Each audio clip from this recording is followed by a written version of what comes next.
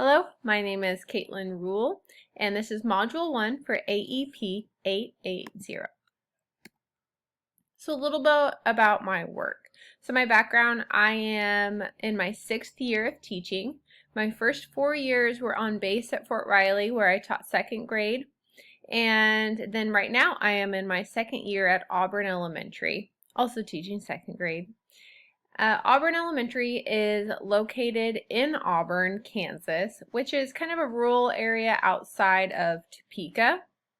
So Auburn, Kansas has a population of about 1,200, but it is a part of the Auburn-Washburn District, which is located in Topeka and Auburn, and it is a 6A district, so it has a lot of different schools connected to it. So we're kind of the one school that is kind of out in the boonies, but we get a lot of rural students, a lot of farming, a lot of small town kind of feel, so it's nice to be on the outskirts.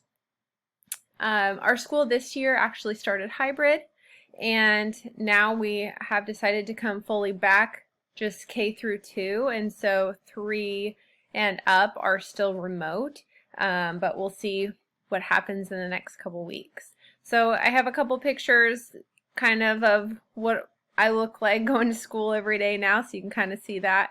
And then down below is my kind of at-home learning. I like to make Bitmoji classrooms, as you can see from my presentation. And then over here is the Auburn-Washburn sign, and then that's our school sign.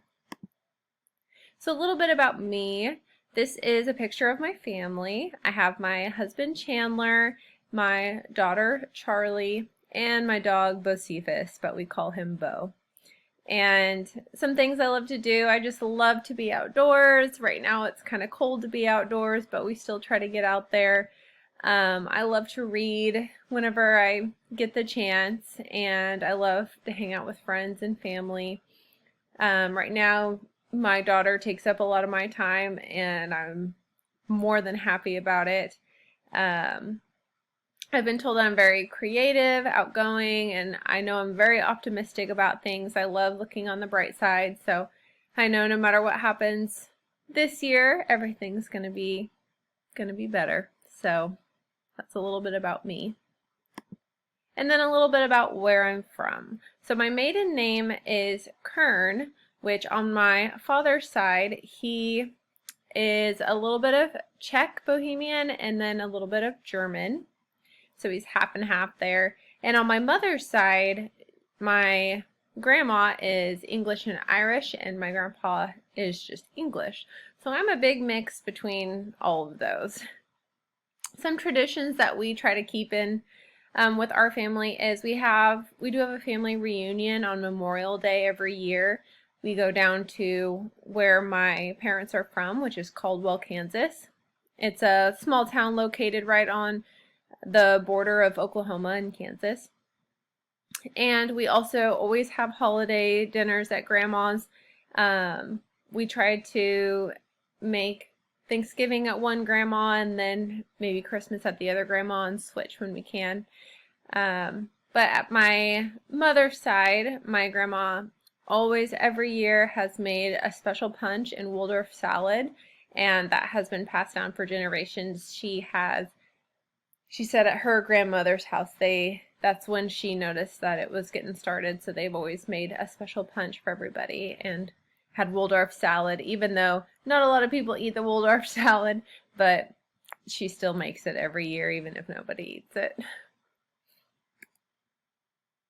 So I found these videos very interesting. I tried to take a little bit of what stood out to me in every video. So in this very first video, the cultural diversity, the sum of our parts, I liked how she started off with giving 10 seconds of everyone to just introduce themselves, talk a little bit, and then she noticed that, or she wanted us to know that it only takes 7 seconds to make a decision of another person. And when I reflected on that, it really is true. You don't think about it, but that's the whole point, is that you're not thinking about it, it just kind of happens. We mainly focus on maybe racial diversity and not the cultural diversity, like of what makes up who we are. And it was really interesting to self-reflect on the pieces that make up who we are, and kind of the different parts other than just maybe what we look like or what we do, but maybe what people go through, their triumphs, their ups, their downs, kind of looking at everything from a different perspective. I like how she said about the health policy, kind of the difference in black and white, or like she said, chicken and beef, and that you have to look at it like a soup. You can't take the ingredients out afterwards. Everything is mixed up all in one. So you really have to get to know every single thing inside that soup. So I really thought it was interesting to kind of look back, find your voice, your perspective, and be able to take that to work with you in the future. The second video, it's past time to appreciate cultural diversity. I really liked this speaker. I like how she brought some humor into everything with it. I like how she said the cultural diversity is really good for business and teams, because it's so true. If you bring out different ideas, new perspectives, it's going to bring amazing things. So she said that it's better to problem solve and make decisions with different people all around, and I can definitely see that. One thing I thought was interesting is that she said the millennial generation is unlikely to crack the cultural ceiling. I really thought that we have been making changes throughout the years, but I can definitely see where she's coming from. One thing I really liked that I would love to bring into the future, if I'm a future leader, is shifting to a globalized mindset and expanding the definitions on what teamwork and leadership can look like. So really helping everyone to kind of see it as a team, kind of everyone all in, go beyond the who and the what and start looking at the how and the why. So, and to be able to create an environment where we can bring our whole self to work, not just what we want other people to see, but to be able to bring everything and find those strengths in your differences.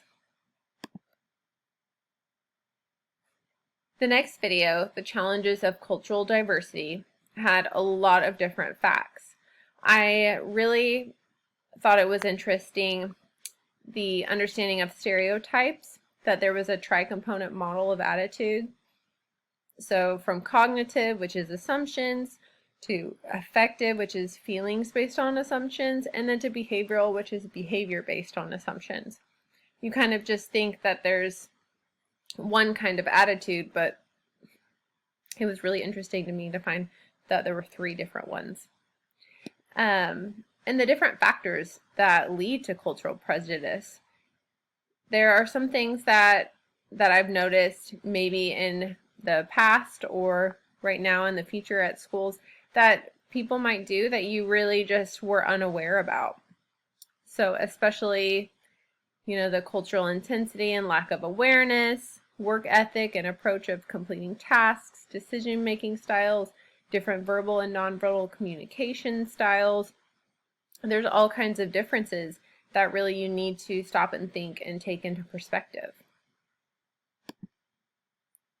And then the article, Engaging Diverse Communities, I noticed they talked a lot about being a planner. And so I like to think of a planner as a leader. So since we're studying to be educational leaders, that's kind of how I took the perspective. Some key facts that I found in there were successful plans need inclusive community engagement. So you need to make sure that you're bringing in everyone in the community that you can to make those decisions. Minorities and immigrants deserve a voice in their community changes.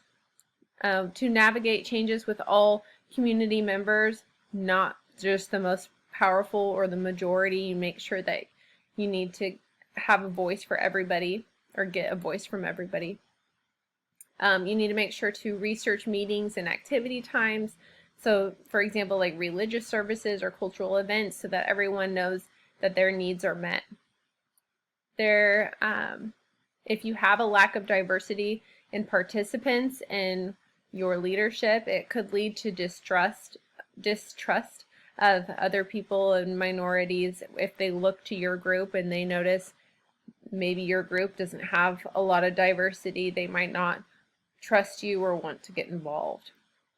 Some common barriers that prevent participation could be lack of transportation, lack of information, childcare, time, cost. There's many different things that come into that.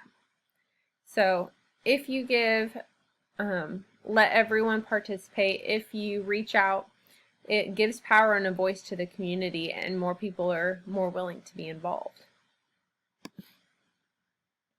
So at my school, I do notice a few things that I learned from these videos in the article. I noticed inclusion of all community members on decisions. We really ask all around. We send out tons of surveys. We try to get everyone's voice heard before making decisions. We are accepting of all different cultures. I taught, like I said, on base for 4 years, and that really had opened my eyes to a lot of different diverse cultures, with people moving in and out from all around the world.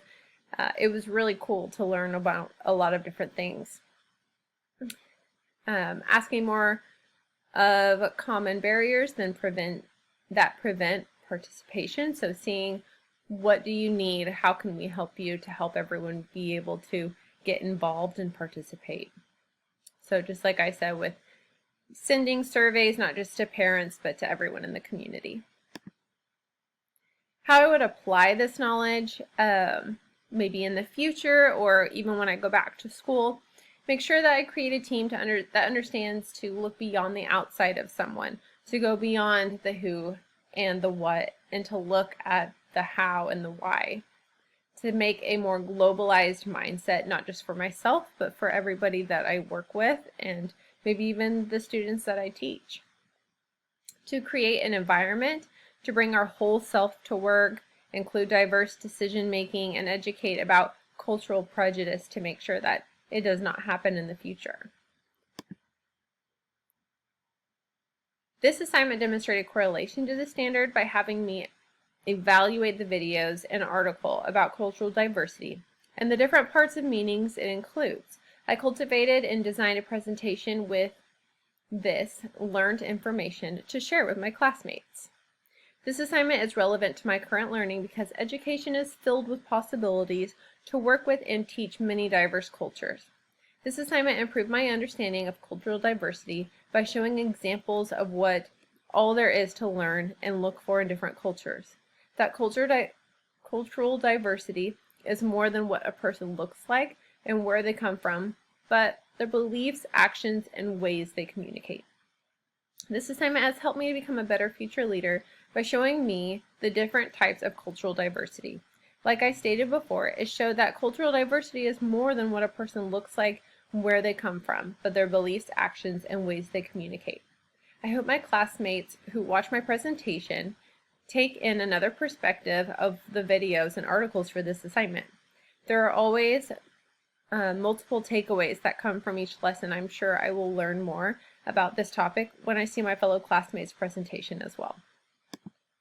And then here are my references. Thank you.